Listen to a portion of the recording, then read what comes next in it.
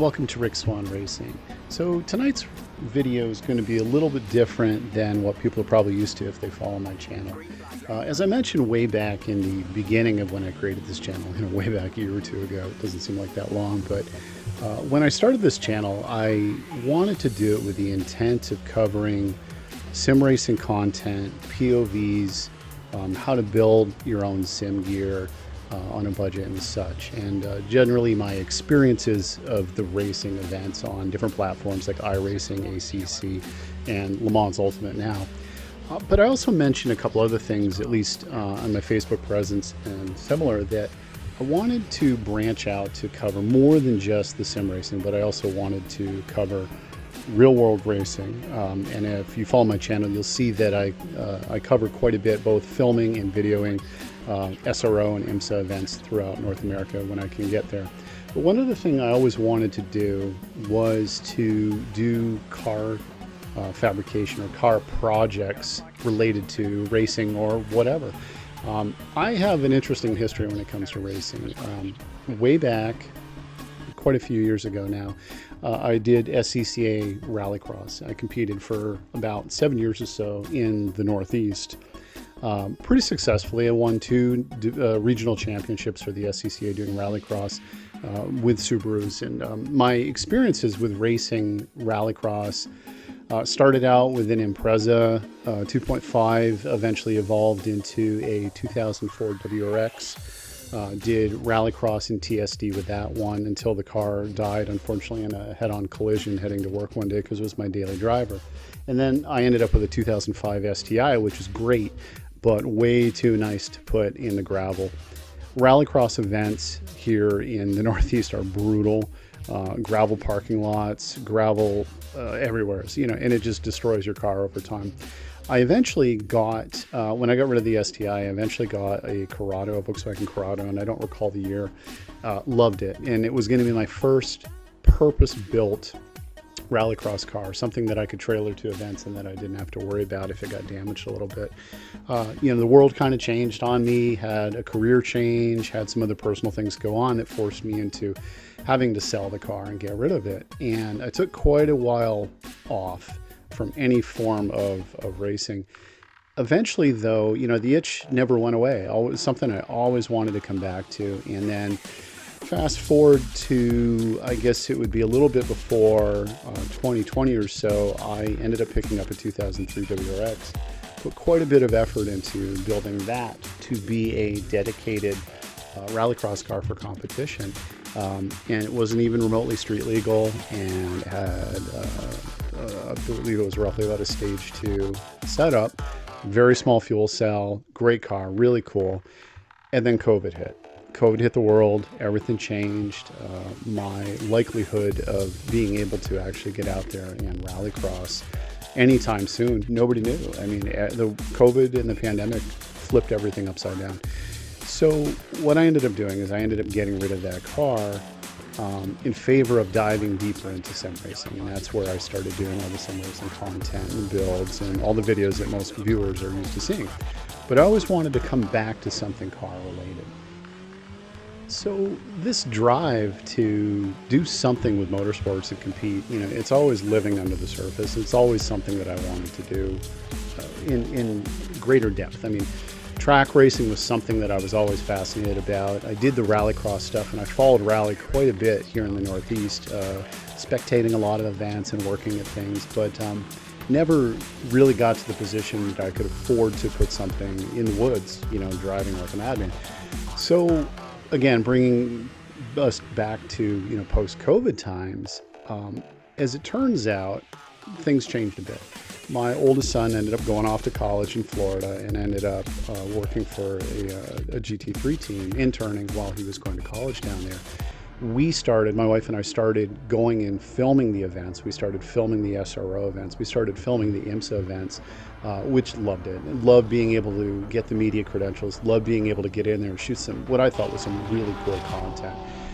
And on one particular event, we went to Watkins Glen to film an SRO event. This was, I guess, roughly around 2 years ago.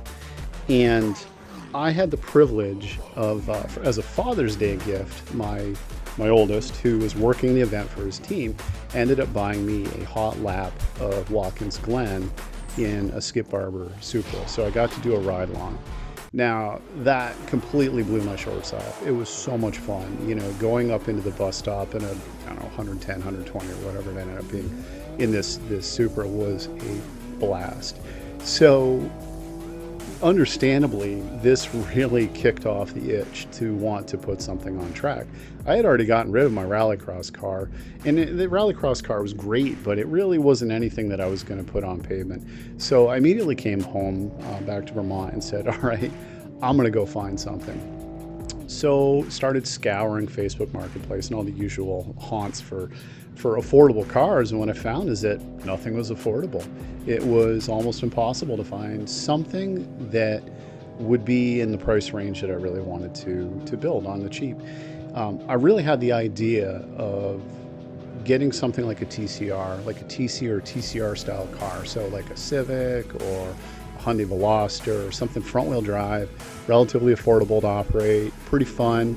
I had a Veloster before and I loved it, and I really wanted a Veloster, but again, just couldn't find anything within a price range as a track car, not as a purpose-built car for racing, but for now as a track car. So I had the idea of, you know, it'd be really cool to find something that I could do track events, HPDE and similar through any of the number of organizations that exist in this area that would allow me to get some time on track, go from there, and then if I have fun at it and things are working out, then maybe I will put a cage in it and start considering competing. Kind of just wanted to see where it was going to go. So started looking, couldn't really find anything. And then right before winter, I ended up finding locally here where I live a 2003 Audi TT Quattro. And the guy selling it really didn't want a lot of money for it. Couldn't quite figure out how to get it running. And it was his daily driver, I think, as he was finishing up high school. But for whatever reason, the car just would not start. And I basically said, you know, hey, if you can fire this thing up and show me that it'll run, that it's not a brick, I'll probably buy it.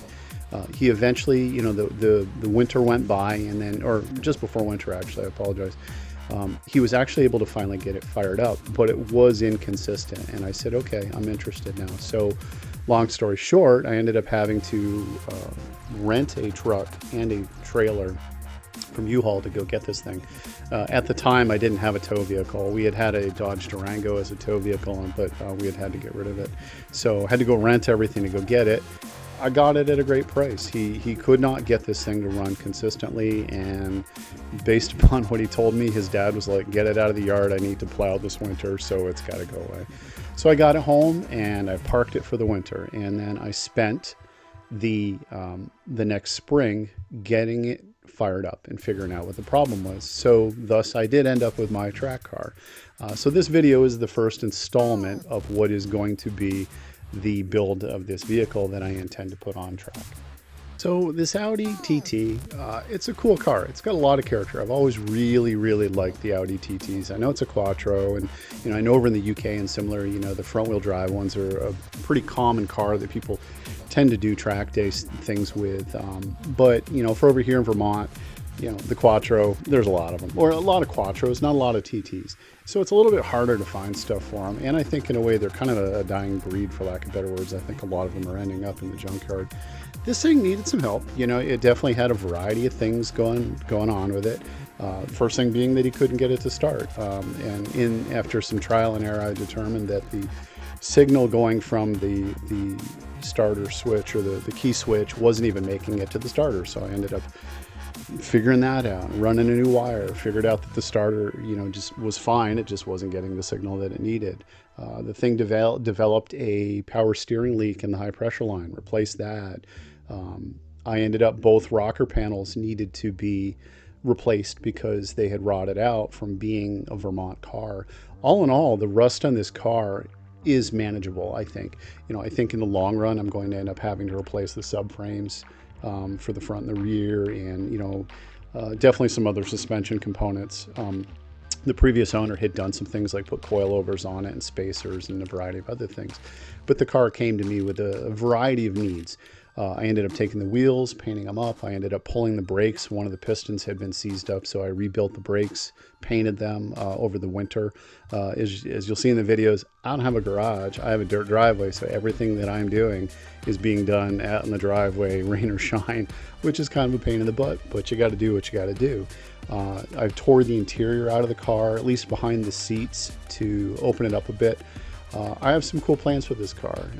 The previous owner had straight piped it, and so in order to get the car inspected, because I do intend it for now to use it as a legal street use car, I had to put a muffler on it, so I opted to put a single center exhaust pipe coming out, because I intend to put a rear diffuser on the car. I intend to, my grand plan is to take this car and to make it look as close as I can get to a GT3 style car. So I intend to put a diffuser on the back, I intend to put skirts on the sides, I intend to put a splitter on the front, and I intend to craft a wing of some sort similar to a GT or potentially the TC Cup car.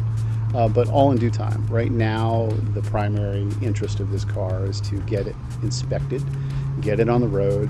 Right now, the lurking thing that I'm dealing with is an ABS light that doesn't seem to want to go away. So within the next few days, I'm going to have I'm going to bring the car. It's registered.